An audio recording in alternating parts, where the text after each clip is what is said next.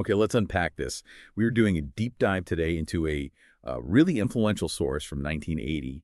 It's an address by Reverend Sun Myung Moon called The Dispensation of Restoration in Myself. Hmm. And this isn't just a sermon. I mean, it's an incredibly comprehensive, systemic critique of modern life. It's philosophy, education, politics, even established religion. That's a great way to frame it.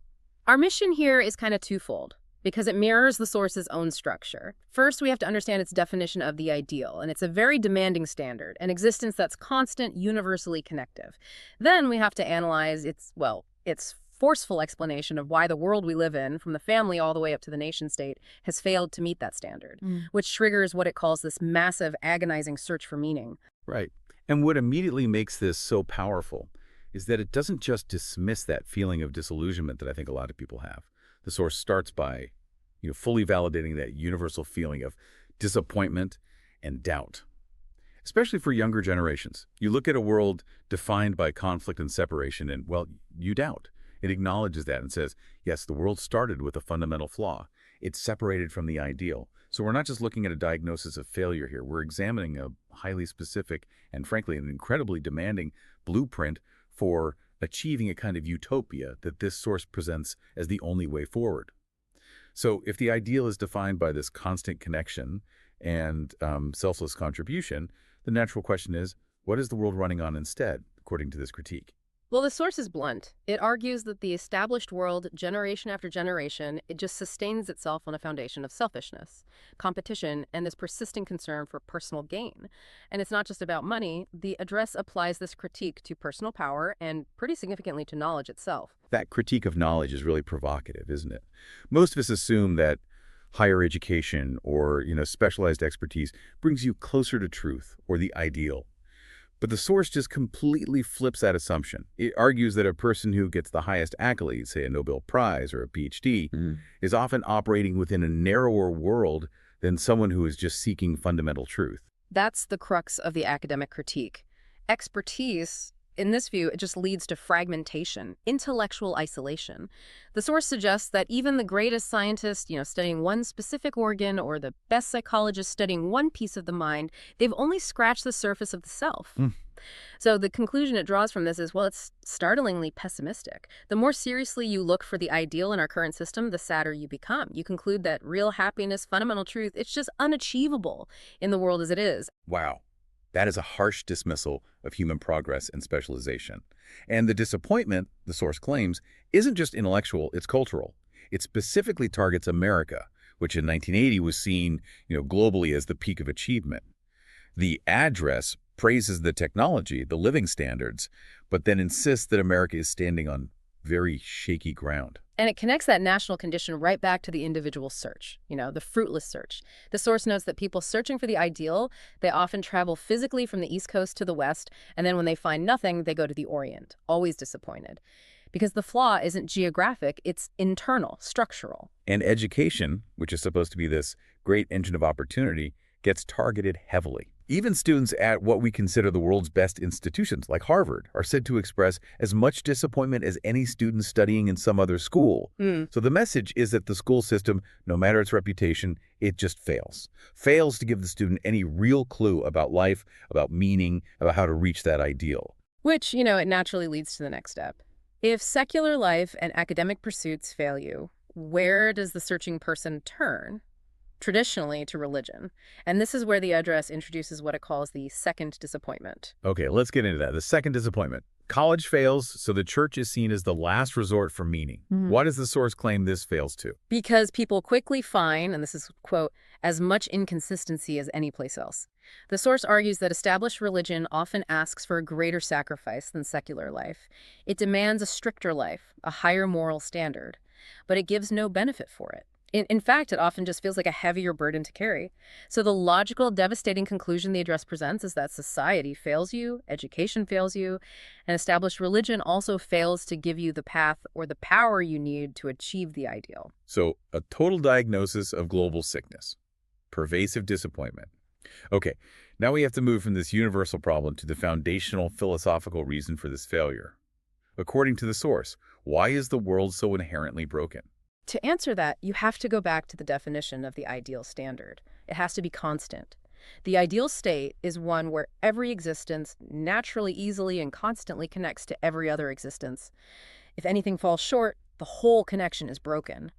And this moves us right into the Source's really unique definition of unity. And unity, by this measure, it's incredibly demanding. The Source uses a great analogy to help us grasp the scale. It says, imagine your own body. If you have one eye that sees perfectly and one that sees poorly, unity isn't accepting the poor eye. It's raising the disadvantaged element, the poor eye, up to the standard of the good one. That's hard enough just with yourself. Exactly. Now try applying that standard of absolute unity to a society. All these different people, nations, competing interests, it becomes practically impossible. And this difficulty is precisely why the Source focuses on what it terms the fall. The concept of the fall is so central to this entire address. How does the Source describe our current condition as a result of that original error? It describes the world vividly as a broken heaven, like a radio broken in its most essential part. And the insight here is crucial. Anyone trying to repair this fundamental flaw on their own, using their own limited knowledge or power, whether you're a scientist, a psychologist, a preacher, you'll only mess the machine up even more. The repair can't be done piece by piece. That explains why expertise, in this view, just leads to more disappointment. You're trying to fix a broken radio with the wrong tools. Precisely. And the crucial breakthrough, the moment of hope the address offers, is knowing that the fall shaped mankind this way. If the world was just broken without a cause, there'd be no hope. But because history began, as it says upside down, knowing the cause provides the intellectual foundation for change. This knowledge, the Source asserts, provides a necessary spark of electricity that can light up the entire world, and it lets people who understand the principle work with God to fix the machine. That transition brings us directly to the solution it proposes. So having established this universal diagnosis and the core mechanical flaw of the world, the address asserts a concrete plan, a plan embodied by the Unification Church movement. Right, and the Source explicitly places the speaker, Reverend Moon, at the center of this. He claims to be the one who has experienced the deepest possible disappointment with the world, with its institutions. He asserts that because he's been rejected by the world, by established churches, he can truly represent everyone who's given up hope. And this position of ultimate disappointment is what allegedly allowed him to find the possibility of a religion with a genuine, concrete plan, not just wishful thinking. And the address then outlines this required differentiation. It has to be 180 degrees from the established norms. If the world is broken, the repair crew has to operate completely differently. The Source details the Unification Churches, the UC's immediate radical rejection of the status quo. It's a total denial of the existing framework. The UC, according to the Source, it denies everything established, including the existing churches, which it claims have nothing to do with God because they just perpetuated the brokenness. And this separation demands an unparalleled level of commitment from members. So how does that radical commitment show up in practice? The contrast with, standard society is pretty shocking. In every way. Members are a sharp contrast to the, 8-hour workday standard because they're expected to work 24 hours a day and own nothing for themselves. The Source acknowledges that members are intentionally pushed into extremely difficult, often punishing situations to create a new foundation. And there's that crucial detail that highlights just how strict this is. The Source notes that outside officials observe that UC couples are incredibly strict, often working apart for 3 years even after their marriage blessing. And the result, the address acknowledges, is that outsiders immediately conclude the members have to be brainwashed. Right, but the Source embraces this opposition. It sees it as a necessary sign of being different. It asserts that the UC will become the central religion, the focus point where God concentrates his attention, especially in America. Members are told very specifically that they are the ones God pays the most attention to, which, it reinforces their sense of purpose, but also places this tremendous weight of responsibility on them to succeed. And the ultimate goal of this mission is tied to the concept of the true parents. How does the Source position them as essential for this global restoration? The address is clear. The restoration course just cannot proceed without the true parents. They serve as the source of original unfallen love. Because the world began with a fall, the true family, the true tribe, the true world, none of it can begin until the foundational concept of true parents restores that origin point. The Source claims that the day to find this original joy, which was lost at the beginning of history, is now available through this movement. This sounds like a demanding path, to say the very least. So let's move into the immense demands of this school of restoration. The leader explicitly says that the Unification Church course is harder than attending Harvard. It's harder because the metric for success is entirely different. In this school of restoration, the source states that the person who suffers the most is likely to get the best academic record. Suffering isn't just a byproduct, it's a necessary tool to build a foundation that restores the failures of the past. And this concept is tied to what the source calls indemnity. Can you clarify how the address defines that in practical terms? Yeah, indemnity here isn't simple compensation. It means taking spiritual responsibility and paying back, through physical difficulty and self-sacrifice, the debt created by the history of the fall.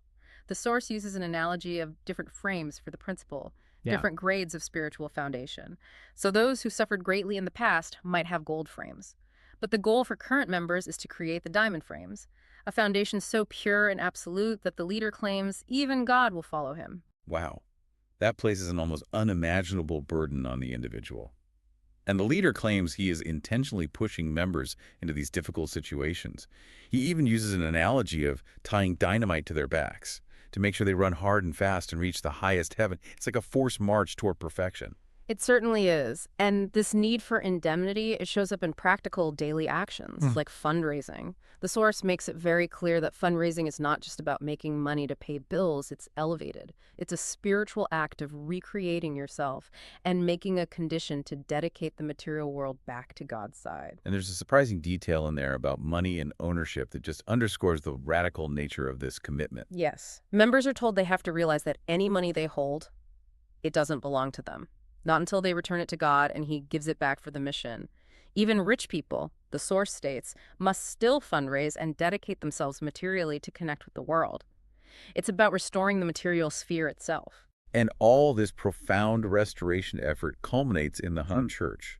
What's the significance of that concept in the address? The address calls home church the arena. It's where members physically go through everything God has done throughout history. They inherit his broken heart by serving their local community. It's the crucial foundation where the four-position foundation, God's ideal structure of relationships, is increased. Okay, what exactly is the four-position foundation in this context? Why is restoring it so important? In short, it represents God's ideal structure for creation. You have God, the true parents, and then the children, all in a perfect relationship. If that foundation is restored through home church work, the source argues, it literally changes the center of the world from Satan back to God. It's the mechanism for physical transformation. Because of that, the source asserts this home church concept is more valuable than the biggest possible diamond. Let's bring this massive universal effort back down to the individual level.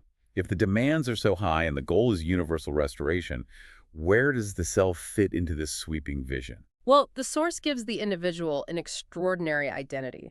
It asserts that each person is a truth body of the universe, that you contain every essence of creation within you.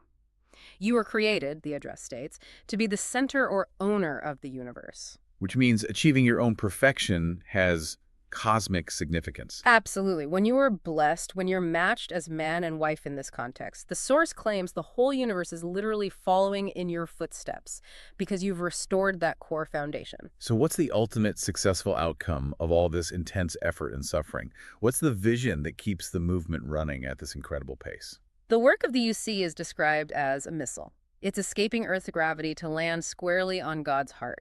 And the vision is one of just staggering intensity. When a couple achieves perfection and generates love, that spark will generate billions of volts. And the power will be so tremendous that the entire world will wake up. And the ultimate utopian vision is powerful. A world with no national borders where singing and dancing never stop. But the source insists this can't be achieved at a leaderly pace. Correct. It explicitly warns that this is not a part-time job. It claims that doing just 1 year of good work in this movement is the equivalent of 1,000 average years of life. So the message is clear, the dedication, the suffering, it has to be constant. And if you have confidence in the principle, you will move quickly toward that ultimate state.